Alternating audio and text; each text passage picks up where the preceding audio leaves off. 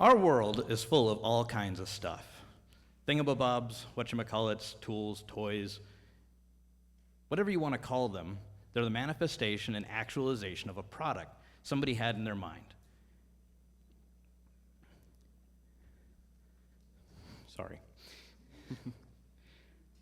As a technology educator, I have the opportunity to teach students how to use some of the most powerful tools the world has ever known. I jumped. When it comes to the manufacture and design of stuff. 3D printing, CNC machining, computer-aided design, robotics and automation, digital electronics. And not only do we have access to these great tools, we have access to a worldwide network of experts, hobbyists, and enthusiasts, and their knowledge on how to use them.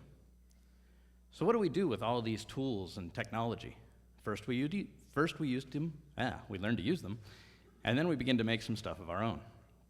I have a cool job, to say the least. Every year, students come to me with new and different ideas, and I get to help make their vision a reality.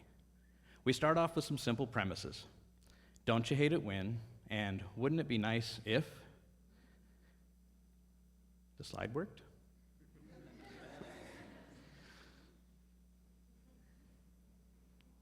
I help students problem solve while learning to work together to solve problems by developing products.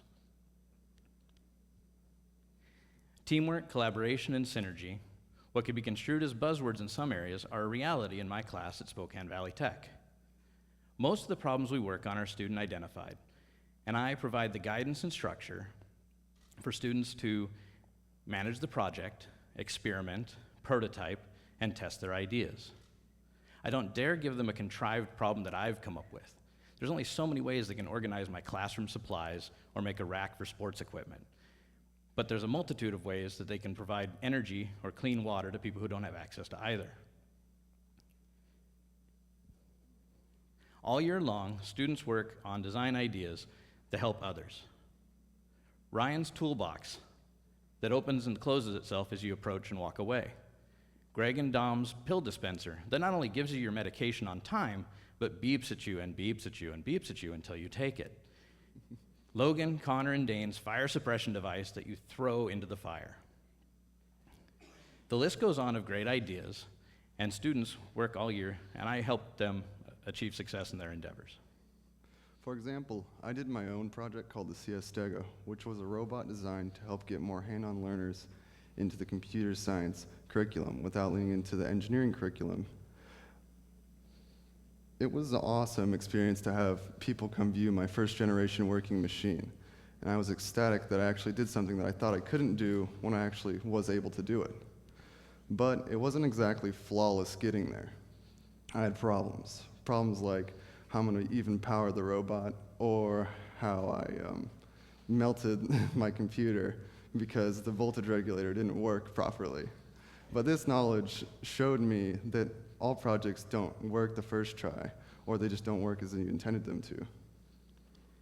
Ideally, I would link a student like Hunter with industry and experts. I've taught him to research problems and pass solutions, understand patents, and work through constraints and set goals. All of these student experiences all these student projects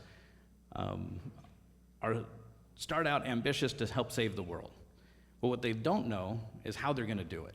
They have to go out and find a customer. They have to go out and actually ask people, organizations, and groups what their needs truly are. They have to build empathy for their end user. All of these projects have had this same theme of being student identified, except for one. One time, the customer came to us. 2 years ago, I was approached by a group wanting to do the Marvel Superhero Hands project.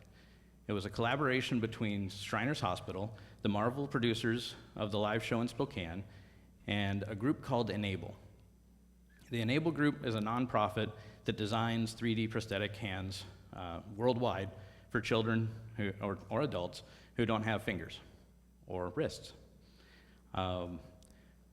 There, at that event, we learned from Ivan Owen, the creator of the original superhero Enable hand, how to outfit, 3D print, manufacture, and fit children with 3D printed prosthetic hands. It was an awesome event. My students gained a great deal of knowledge, as did I.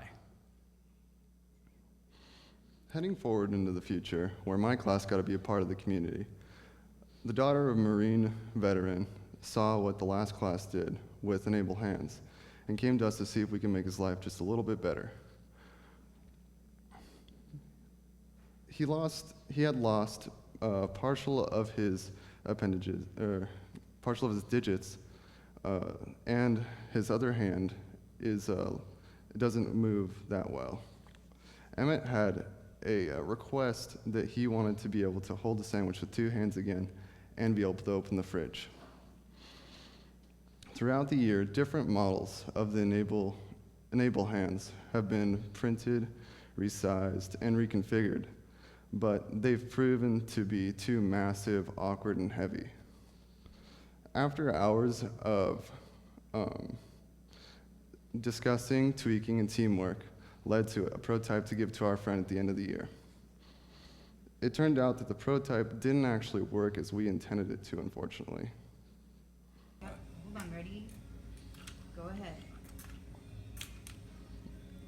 And that's how you do it. I love it. I shouldn't have done that. That is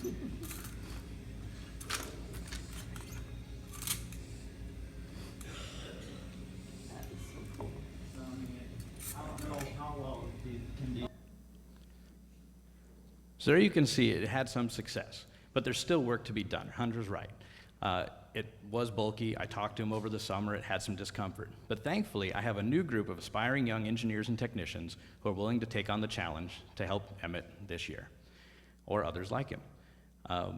They will work through design processes, work on their own projects, work through the course curriculum, learn through leadership activities, robotics and design competitions, and internships in local industry. And finally, they will work to help others, to improve their lives just a little bit, like Emmett's, and their lives will be better for it. Thank you.